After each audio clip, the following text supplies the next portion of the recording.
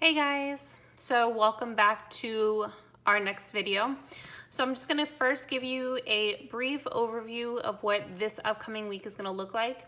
Remember that our weeks are basically starting on Fridays, to where everything here you see due should be done by this Thursday. Okay, so obviously today we're going to go ahead and start going through your chapter 3. We're going to be doing lesson 3.1 to 3.3. There is no assignment for you to complete. I would rather you just focus right now on this.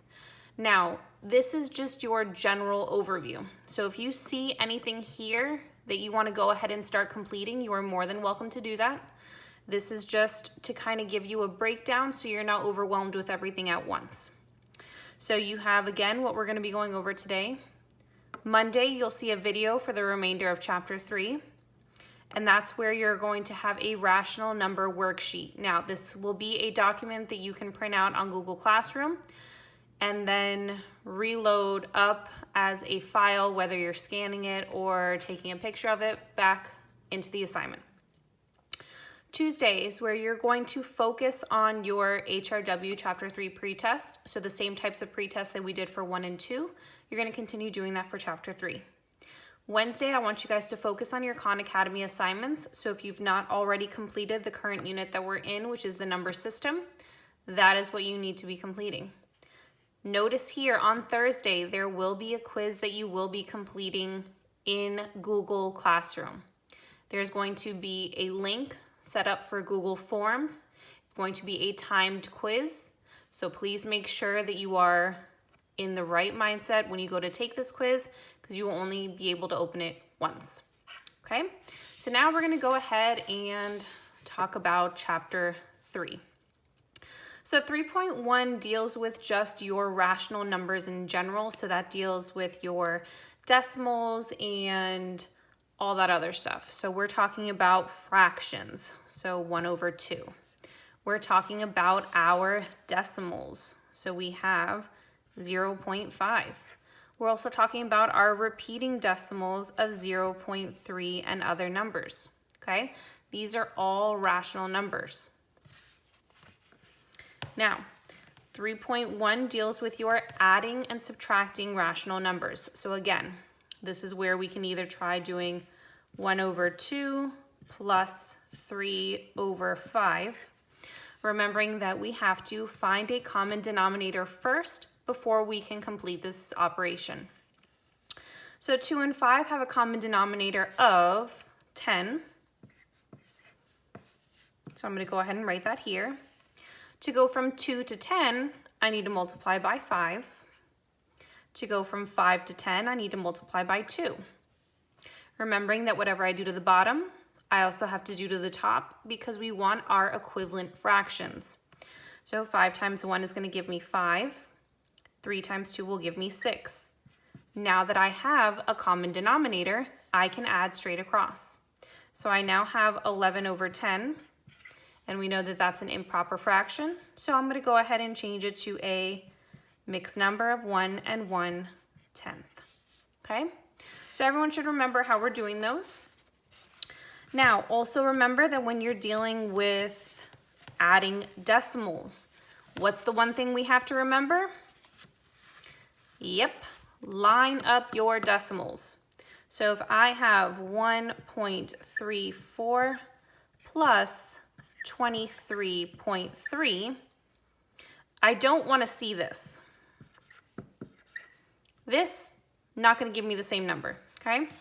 I need to line up where these decimals are going to be right on top of each other. So I'm going to move this down here so I can deal with it up and down, okay? So I'm going to take 23.3. Notice that my decimals are now lined up. So 4, 6, 4, and 2. And there's my final answer, okay? Now, we're going to follow the same rules for adding and subtracting fractions and decimals. So that's the only part that we're working with today. So give me a second. Let me go ahead and get some practice problems to work out with you here. So let's say we're gonna go ahead and throw in those negatives and opposites, okay? So we have a negative 0.6 plus negative 2.5, okay? Remember that I need to line up my decimals. I also notice that they are both negative numbers, which means I can add straight down and I'm just gonna have a larger negative. So when I add these together, I get a negative 3.1, okay? Remember, these are all simple enough. We can definitely get through these.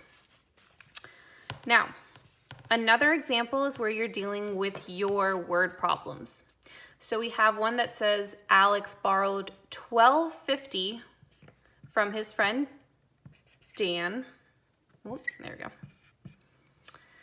He paid back $8.75.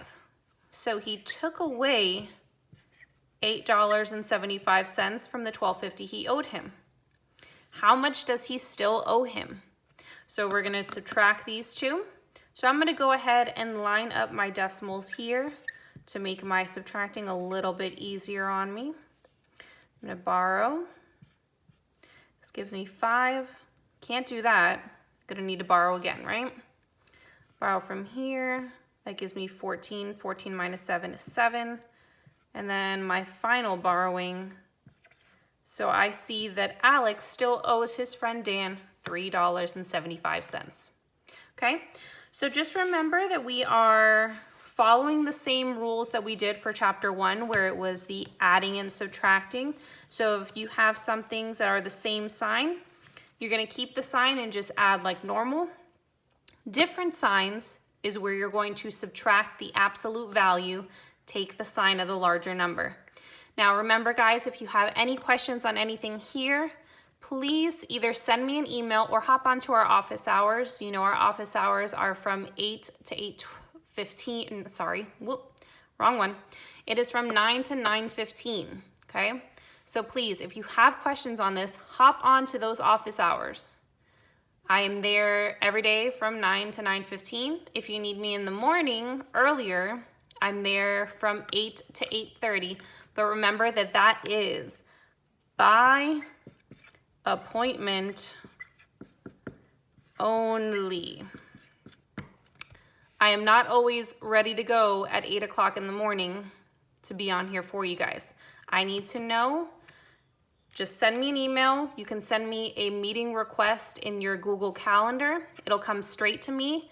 That way we can make up we can put a meeting number there for you and we can have a one-on-one conversation.